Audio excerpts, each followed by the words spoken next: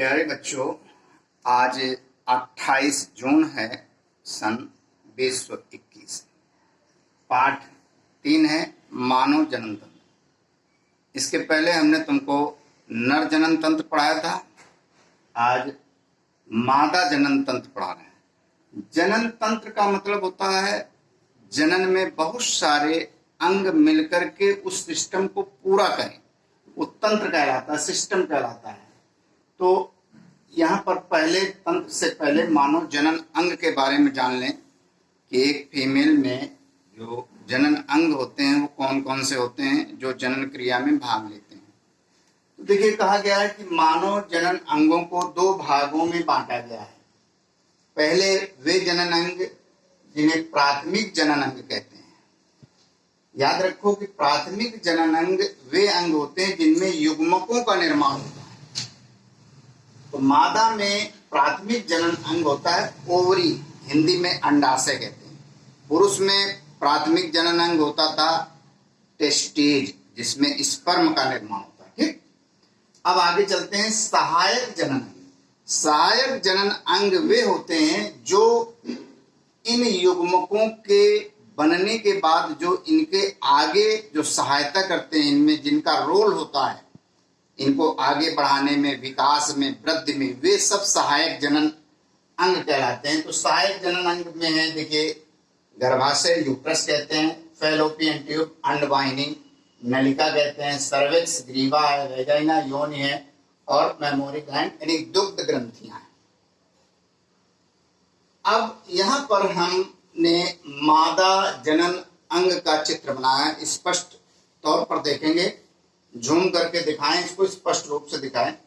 तो यहाँ पर हम जब चित्र को साफ साफ देख रहे हैं कि एक मादा जनन अंग में कौन कौन से अंग होते हैं, तो वहां पर देखिए, ये हमने देखा ओवरी हैं, 2 ओवरी होती है। मादा में 2 ओवरी होती हैं, जिस तरह से पुरुष में 2 वृषण होते हैं, टेस्टिज होते हैं। टेस्टिज जो हमने बताया था वो शरीर के बाहर होते हैं, लेकिन ओवरी जो होती हैं वो शरीर के अंदर होती हैं। जहां पर हमारे किडनी होते हैं, गुर्दा होते हैं, वहां पर ये 2 ओवरी होते हैं। ठीक, अब ये ओवरी से ये 2 अंडवाहिनी नलिका, एक इधर होती है और एक इधर, यानी एक दाईं तरफ और एक बाईं तरफ अंडवाहिनी नलिका है। अंडवाहिनी नलिका के देखिए भाग दिखाए गए हैं। आगे है फिम्बरी, फिर ये चौड़ा भाग है, यहाँ इन्फेंडिबुलम, फिर एम्पुला है और स्थमस भाग है। तो एक स्त्री के शरीर में 2 ओवरी होती हैं और 2 अंडवाहिनी नलिकाएं होती हैं। इसके बाद आते हैं यूट्रस, गर्भाशय। गर्भाशय एक होता है जिसको बच्चेदानी कहते हैं गांव की भाषा में, यूट्रस अंग्रेजी में कहते हैं, हिंदी में गर्भाशय कहते हैं। इस गर्भाशय में 3 स्तर होते हैं, 3 लेयर होते हैं। पहला है बाहरी स्तर पेरीमेट्रियम, दूसरा है मायोमेट्रियम और तीसरा है एंडोमेट्रियम। अब देखिए, यहाँ पर पुरुष से अलग होता है। पुरुष में दोनों जो टेस्टिज होते हैं वो शुक्राणु का निर्माण करते हैं, स्पर्म बनाते हैं। स्त्री में ऐसा नहीं होता। एक ओवरी 1 महीने और दूसरी ओवरी दूसरे महीने ओवा का निर्माण करती है। यहाँ पर देखिए कुछ पॉइंट लिखाए हैं। ओवरी से ओवा बनने की क्रिया को oogenesis कहते हैं। जैसे टेस्टिस से स्पर्म बनने की क्रिया को स्पर्मेटोजेनेसिस। फिर कहा गया कि दोनों ओवरी एक साथ काम नहीं करती हैं। फिर तीसरी बात कहा गया कि 1 माह में एक ओवरी से ओवा बनता है, तो अगले महीने में दूसरी ओवरी से ओवा बनेगा। चौथी बात कहा गया, ओवा बनने की प्रक्रिया प्रारंभ में 12 वर्ष से चालू हो जाती है, जो लगभग 45 से 50 वर्ष तक बनती रहते हैं ओवा अलग अलग। फिर 5वां बात बहुत इंपॉर्टेंट, बहुत पूछा गया है इम्तिहान में, कि एक महिला में नलबंदी होती है जिसे कहते हैं ट्यूबेक्टोमी, और पुरुष में नसबंदी होती है जिसे कहते हैं वैसेक्टोमी। देखिए, नलबंदी, यहाँ पर हम महिला का चित्र बना रहे हैं, फीमेल का चित्र बना रहे हैं, मादा का। तो यहाँ पर ये जो फैलोपियन ट्यूब है, अंडवाहिनी नलिका है, इसी अंडवाहिनी नलिका में ये बंद लगा दिए जाते हैं, तो ये नलबंदी हो जाती है। नलबंदी में यहाँ पर बांध दिया जाता है, जिसके कारण जो है आगे की प्रक्रिया बंद हो जाती है, ओवरी से जो ओवा बनता है वो नहीं। फिर अगली बात कहा गया शुक्राणु तथा अंडाणु का मिलन एम्पुला स्थमक जंक्शन में होता है।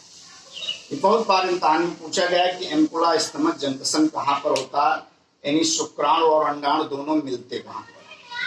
तो अब यहाँ पर चित्र के द्वारा देखते हैं कि ये जो वैजाइना रास्ता है, इसी रास्ते से बच्चे का जन्म होता है और इसी रास्ते से शुक्राणु प्रवेश करते हैं, यानी इसी रास्ते से शुक्राणु प्रवेश करते हैं और यही बर्थ कैनाल है बच्चे के जन्म का द्वार, ठीक है ना।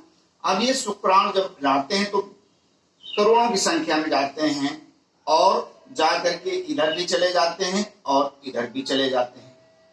अब ओवरी तो एक महीने ये ओवा बनाती है, एक महीने ये ओवा बनाती है, तो इस ओवरी से जो ओवा निकल करके चलता है ये धीरे धीरे धीरे धीरे पहुंचता है और पहुंचता कहां पर, स्थमस, यानी ये स्थान जो होता है ये स्थान कहलाता है एम्पुला स्थमस जंक्शन, जहां पर शुक्राणु और अंडाणु का मिलन होता है वो स्थान ये है।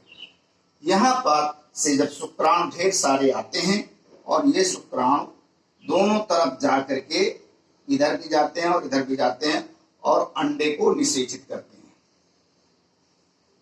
ना तो ओवरी में मिलन होता है, ना तो यहाँ पर होता है, ना यूट्रस में होता है। एम्पुला स्थमस जंक्शन ही एक ऐसा स्थान है जहां पर ये इंतजार करता है स्पर्म के आने का और यहीं पर मिलन होता है और मिलन के बाद जाइगोट बनता है। फिर यह आगे चल करके गर्भाशय की दीवार, देखिए गर्भाशय की दीवार में आकर के यहाँ पर भ्रूण जो है धीरे धीरे विभाजित होकर के 2, 4, 8, 16, 32 और फिर एक विकसित जो है अटैच हो जाता है जिसे हम कहते हैं प्लेसेंटा। इसीलिए स्तनधारी वर्ग के जंतुओं को प्लेसेंटिया वर्ग के जंतु भी कहते हैं। फिर ये गर्भाशय से अपना पूरा पोषण लेने लगता है, माँ के दीवार से, इंडोमेट्रियम दीवार से ये चिपक जाता है। अगर निषेचन नहीं हो पाता, किसी कारणवश शुक्राणु और अंडाणु का मिलन नहीं हो पाता, तो ये ओवा नष्ट हो जाता है और ये इंडोमेट्रियम की जो दीवार है ये भी नष्ट हो जाती है, ठीक है। तो इस प्रकार से फिर से समझ जाइए कि एक फीमेल में 2 अंडवाहिनी नलिकाएं होती हैं, एक गर्भाशय होता है और 2 ओवरी होती हैं और अंडाणु और शुक्राणु का मिलन जो है एम्पुला स्थमस जंक्शन में होता है। महिला को नलबंदी और पुरुष को नसबंदी कहते हैं, ट्यूबेक्टोमी और पुरुष में वैसेक्टोमी। ये बहुत इम्तिहान में ये चीज, और मिलन कहाँ पर होता है ये चीज पूछी जाती है, इनकी संख्या पूछी जाती है। तो इस प्रकार से इस चित्र को बार बार बना करके क्लियर कर लीजिए। फिर भी कहीं पर आपको नहीं समझ में आता, कोई भी चीज आपको दिक्कत है तो आप हमारे मोबाइल नंबर मालूम ही है सबको 97 930 30 820 पर आप संपर्क करके पूछ लीजिए कहीं पर कोई दिक्कत है, ठीक है। धन्यवाद।